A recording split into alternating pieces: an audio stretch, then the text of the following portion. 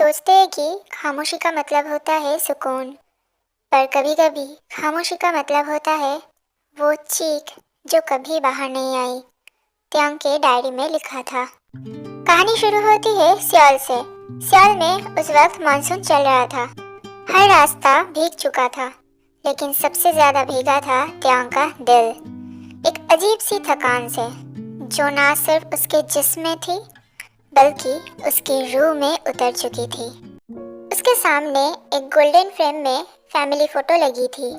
उसमें 4 लोग थे। पहला था नामजून सूट पहने हुए, दूसरा था सॉगजिन अपने सॉफ्ट स्माइल के साथ, तीसरा था युंगी एक उदास चेहरे के साथ, और चौथा था एक छोटा सा 5 साल का त्यांग जो सबसे बेचैन दिख रहा था। अब वो 21 साल का हो गया था, लेकिन उस तस्वीर वाले त्यांग को आज तक किसी ने समझा ही नहीं। रात के 12 बजे थे। त्यांग अपने रूम में डायरी लिख रहा था। उसकी हैंडराइटिंग थोड़ी कांप रही थी, अंदर से सब टूट रहा था, लेकिन चेहरा ब्लैंक था, एक पत्थर जैसा। त्यांग कांपती हुई हाथों से अपनी डायरी में लिख रहा था, पापा मुझे देखता तो है पर देख नहीं पाता, यम्मा मुझे समझती है पर बोलती नहीं, और ह्यांग सिर्फ घूरता है जैसे मैं कोई बोझ हूँ।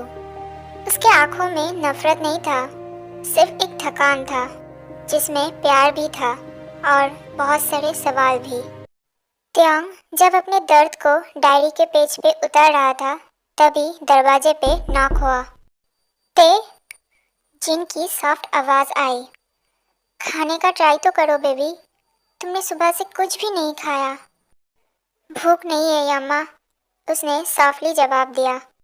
दरवाजे के पीछे जिन की चीख छुपी थी, पर वो सिर्फ गहरी सांस लेके चला गया। त्यांग जिन को यम्मा बुलाता है क्योंकि जिन उसके लिए माँ जैसा प्यार रखता है।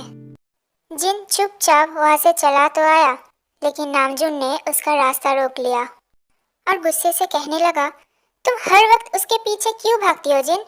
हर बार वही इमोशनल ड्रामा। नामजून की बात सुन के जिन की आंखों में पानी आ गया, फिर भी उसने खुद को संभालते हुए कहा, क्योंकि मैं उसे टूटते नहीं दे सकती, वो हमारा बेटा है। वो मेरा बेटा नहीं है जिन, और तुम जानती हो ये, नामजून ने चिल्लाते हुए कहा। बस यही एक लाइन थी जो अंदर कमरे में सुनाई दी गई त्यांग के कानों तक। उसका पेन रुक गया, पर उसका दिल नहीं। कुछ साल पहले त्यांग के स्कूल के दिन, युंगी एक कोने में बैठा था।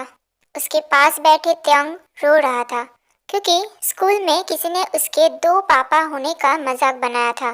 त्यांग रोते रोते युंगी से पूछा, ह्यांग क्या मैं गलत हूँ? युंगी ने आंखों में गुस्सा लेके कहा, तू गलत नहीं है, दुनिया गलत है, और जब तक मैं जिंदा हूँ तू कभी अकेला नहीं रहेगा। पर उस दिन के बाद युंगी उसके साथ कभी इमोशनल नहीं हुआ। उस दिन के बाद सिर्फ साइलेंस, सिर्फ ब्लैंक चेहरे और सिर्फ डिस्टेंस। उधर दूसरी तरफ शहर के एक और कोने में एक और घर था जहाँ जंगकुक अपनी खामोशी से रोज लड़ता था। जंगकुक अपने 2 पापा होसॉक और जैकी के साथ रहता था। एक दिन जब तीनों एक साथ बैठे हुए थे, तब जंगकुक ने अपने पापा जैकी के कंधे पे सर रखा हुआ था। उसके आंखों में भी कुछ छुपा हुआ था, एक दर्द, एक खालीपन। जैकी ने सॉफ्टली बोला, क्या हुआ कुकी? मैं कभी रियल फैमिली जैसा फील नहीं कर पाता, जैसे मैं किसी दूसरी दुनिया से हूँ, जंगकुक ने धीरे से बोला। होसॉक ने उसके सर पे हाथ रखा और कहा, बेटा हम फैमिली बनाते हैं, प्यार से, खून से नहीं। जंगकुक उस रात पूरा सो नहीं पाया। अगले दिन सुबह त्यांग अपने टूटे हुए दिल के साथ कॉलेज गया, अपना हुडी सर तक खींच के, और तब उसने देखा एक नया लड़का, और वो था पार्क जिमिन। जिमिन का स्माइल ब्राइट था, उसके हाथ में एक स्केच बुक था और उसकी आंखों में वो चमक जो जिंदगी देने वाली होती है। जिमिन ने त्यांग को पहली बार देखा और बिना सोचे बोला, तुम बहुत उदास हो ना? ते जिमिन के बात सुन के शॉक रह गया, क्योंकि उसे किसी ने कभी इतना सीधा नहीं देखा था, इतना अंदर तक। मैं नहीं तो, उसने कहा, और जिमिन ने मुस्कुराया और कहा, तुम्हारे झूठ भी उदास लगते हैं। क्लासरूम में जिमिन और त्यांग अलग और दूर बैठे थे।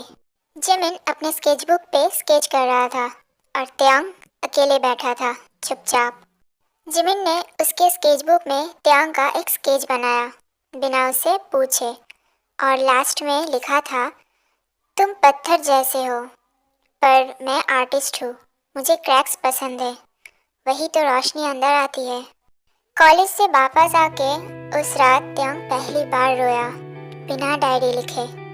वो सिर्फ देखता रहा, उस स्केच को, उस स्माइल को, और अपने आप से बोला, ये बंदा शायद मुझे समझ सकता है।